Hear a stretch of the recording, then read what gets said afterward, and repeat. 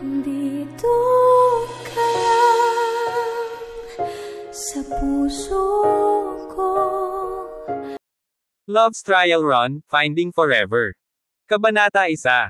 Alas 9 ng gabi, isang kaakit-akit at mapusok na gabi. Pagkatapos uminom ng kaunti sa kanyang bachelorette party, sinundo siya ng fiancé ni Catherine at iniuwi sa kanilang apartment. Sa wakas ay natauhan na siya, pinilit niyang imulat ang kanyang mga mata, pinipigilan ang matinding sakit ng ulo. Nang lumiwanag ang kanyang paningin ay naaninag niya ang figure ng isang lalaki at isang babae na marubdob na naghahalikan sa ilalim ng madilim na silid. Tulad ng tinamaan ng kidlat, gulat na tumingin si Catherine sa dalawa habang patuloy silang naghahalikan sa tabi ng kanyang kama. Nagsimulang kumulo ang galit at puot sa loob niya. "Andrea, itigil mo na ang panggugulo," nakatulog lang pansamantala si Catherine. Babala ng lalaki habang pinipigilan ang babae sa bewang. "Ano? Natatakot ka bang magising ang fiancé mo?" Tugon ni Miss Andrea Blanche sa isang inis na tono, "Ikakasal ka na bukas. Bakit hindi mo ibigay ang sarili mo sa akin ngayong gabi? Babe, you are such a troublemaker.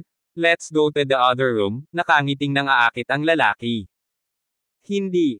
Gusto kong gawin to dito. Gusto kong gawin to sa harap niya." Mabilis na hinubad ni Andrea ang shirt ng lalaki nang muling magkandado ang kanilang mga labi. Sinubukan ni Miss Catherine Bowles na pigilan ang kanyang mga luha, ngunit naramdaman niya ang unti-unting pagtulo ng mga ito sa kanyang mukha. Sinong mag-aakala, ang lalaking pakakasalan niya kinabukasan ay manloloko sa harapan niya. "Behave, punta tayo sa banyo. Di ba ang bathtub ang paborito mong lugar? Sige, pumasok ka at punuin mo muna ang bathtub." Hinimas ni Andrea Blanche ang dibdib ng lalaki patungo sa banyo. Sa sandaling umalis ang lalaki sa silid, pumunta siya kay Catherine.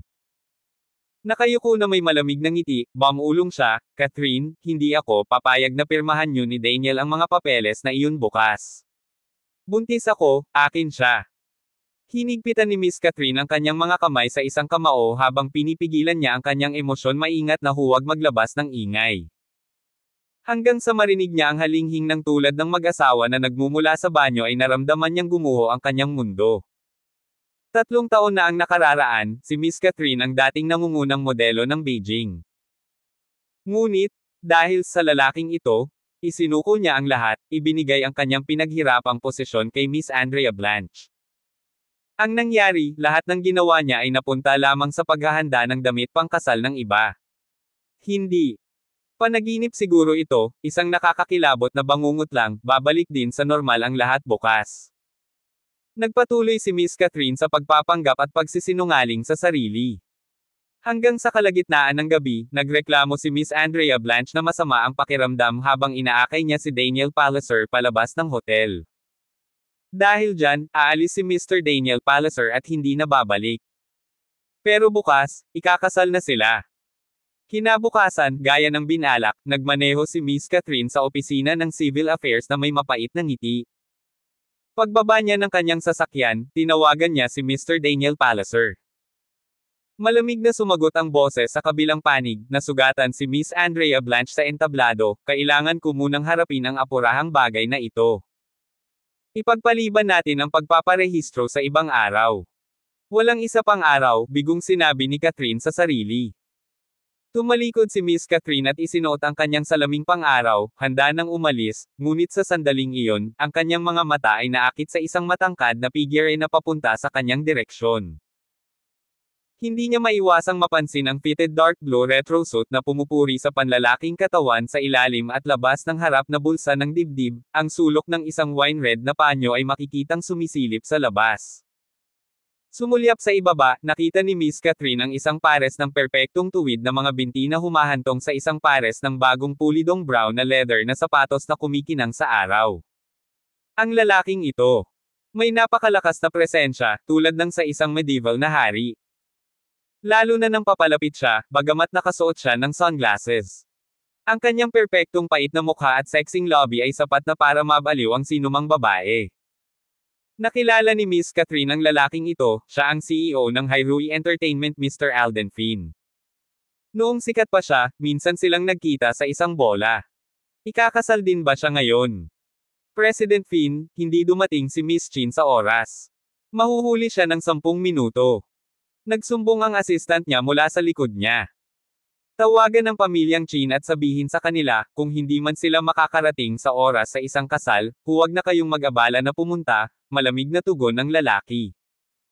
Pero, sabi ng chairman, kailangan mong magpakasal ngayon, kahit na sino pa. Kahit na magpakasal ka sa isang transvestite ay wala siyang pakialam. Nahihiyang sagot ng katulong. Then, just randomly pick a lady from the socialite families. I'll give you half an hour. Utos ng lalaki. Medyo hindi siya makatwiran. Oh, kaya siya ay nahaharap sa isang katulad na dilema. Kahit na ito ay bahagyang naiiba. Napakalakas ng awtoridad ni Alden Finn, kaya niyang piliin ang sinumang babae na gusto niya. At bilang isa sa mga pinakakarapat-dapat na bachelor, hindi niya priority ang pag-ibig, priority niya ang pagharap sa mga panggigipit ng kanyang mga nakatatanda na magpakasal. Biglang may pumasok na ideya sa isip ni Miss Catherine. Tinanggal niya ang kanyang salaming pang-araw, naglakad siya sa harap ng lalaki at malumanay na iminungkahi, President Finn, hindi pa dumating ang nobya mo at tumakas na ang groom ko. May I suggest na magpakasal tayo. Ang katulong ni Mr. Alden Finn ay natigilan sa hindi makapaniwala, paanong ang babaeng ito ay matapang. Tumayo ng tuwid si Miss Catherine nang may kumpiyansa, inipon niya ang lahat ng lakas ng loob niya para gawin ito. Inalis ni Mr. Alden Finn ang kanyang salaming pang-araw, na nagpakita ng isang pares ng maitim na malatinta na mga mata. Kumikinang na parang brilyante ang kanyang mga pupil. Pagkaraan ng ilang sandali, lumingon siya sa kanyang katulong at nagutos, give me her details. Siyempre, alam na ng assistant ni Mr. Finn kung sino si Miss Catherine. Mabilis niyang kinuha ang kanyang cellphone, mabilis na hinanap ang pangalan ni Catherine Bowles at inalok ang mga natuklasan sa kanyang amo. Pagkaraan ng 2 minuto, bahagyang kumibot ang mga lobby ng lalaki habang tumugon ito sa isang salita, okay. Naramdaman ni Miss Catherine na ang pakikipagkita kay Mr. Alden Finn ang pinakamaswerteng bagay na maaaring mangyari sa kanya. Wala siyang dahilan para gumamit ng babae, at hindi rin siya nangangailangan ng pagmamahal at higit sa lahat, wala siyang kakapusan sa mga babaeng matutulog. Sa huli, gusto niyang pagsisihan ni Daniel Palliser ang kanyang desisyon. Mabilis na naproseso ang mga procedure sa kasal ng mag-asawa.